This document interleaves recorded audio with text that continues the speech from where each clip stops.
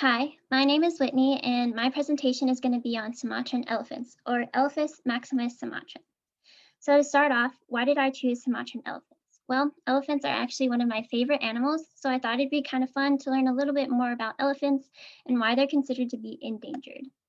So to start off with some background information about Sumatran elephants, the species has recently been considered to be critically endangered. They're often found to reside within the Sumatra Islands of Indonesia.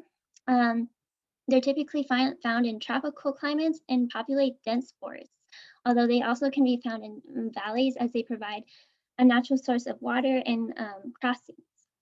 Their population size has been determined to be between 2,400 and 2,800 organisms. However, as we will discuss later, um, determining determining this population size is actually kind of difficult. Um, Sumatran elephants are a subspecies within the Asian elephant family and are actually one of the smallest elephants within that family. They are distinguished by their bright skin and that contains um, less pigmented spots.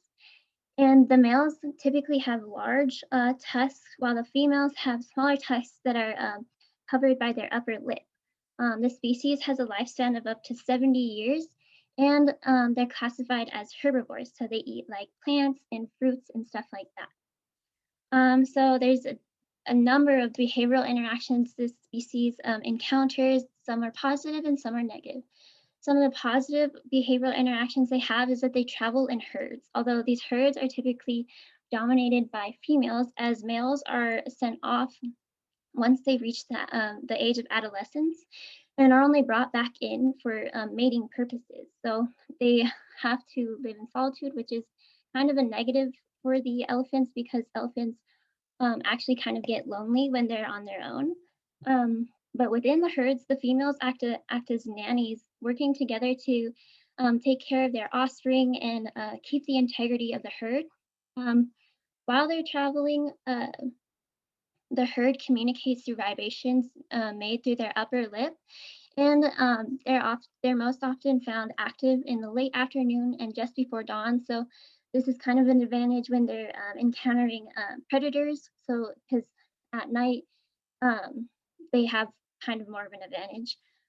Some another negative behavioral interaction is that the resources that they need are often unevenly distributed. So this means that they have to travel from habitat to habitat in order to get what they need in order to survive. So some population interactions, a positive, well, as I mentioned before, is determining the exact size of the Sumatran elephant's population is actually kind of really hard to do. So, but some positives that have come over the years is that the use of various analytical techniques and have been used in order to determine the location of the Sumatran elephants, and they've been determined to reside in forests, valleys, and where resources are abundant.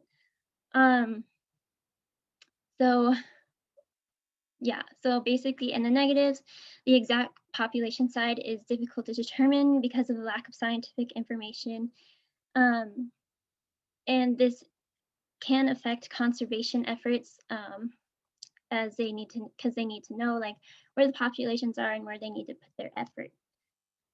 So the ecosystem, there's a number of positive and negative interactions as well. So because the Sumatran elephant is a herbivore, it eats lots of fruits and vegetables, and its dung actually contains all the nutrients from the fruits and vegetables.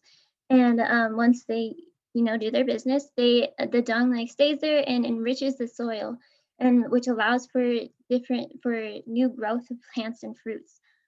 They also work in distributing the seeds of the various plants and fruits that they eat. So they also help with the reproduction and fertilization of the of plants and various fruits. Negative ecosystem interactions is mainly predators. This can be a number of different animals and actually humans as well, which is one of the main reasons why they're endangered. So community interactions, some positive community interactions is that there's a number of conservation efforts have been made in order to um, redefine the Sumatran population and build it up. But a number of negative community interactions are the predators, which include like tigers and wild pigs and uh, leopards and animals like that. Also, a negative community interaction is deforestation. Deforestation has been taking place since the year 2006, and humans have been invading the natural habitats of elephants, taking over their resources and for like food and water and stuff like that, and just building like industries and plantations for themselves. So because of this, developed the human and elephant um, conflict. So basically, elephants had nowhere to go. So in an effort to look for resources, they had to go on the human establishments, and they ended up raiding the crops and sometimes fighting with the humans. So this developed a conflict between them, and the humans resulted to poisons and guns in order to get rid of the elephants, which has put them in critical endangerment. So, over the years, there have been various conservation efforts that have been put in place. Some of the most notable have been by the World Wildlife Fund, which have established the Elephant Flying Squad and the Teso Nilo National Park. The Elephant Flying Squad is made up of a group of men and elephants that work together to lead wild elephants away from the humans they don't so that they're not killed by the humans. And then the Teso National Park is just a habitat where the elephants can reside without any human interaction and just be natural in their environment. So the way that these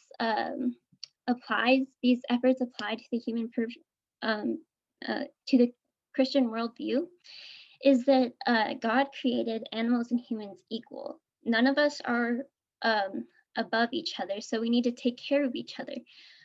So these efforts show that we're taking care of God's creation and doing what He asks of us. So, in conclusion, um, the Samaritan elephant population has been critically endangered due to deforestation and human conflict. But although the population has decreased since the 1990s, various conservation efforts have helped increase the population and reestablish the Samaritan species. So that's all I have for you. Thank you.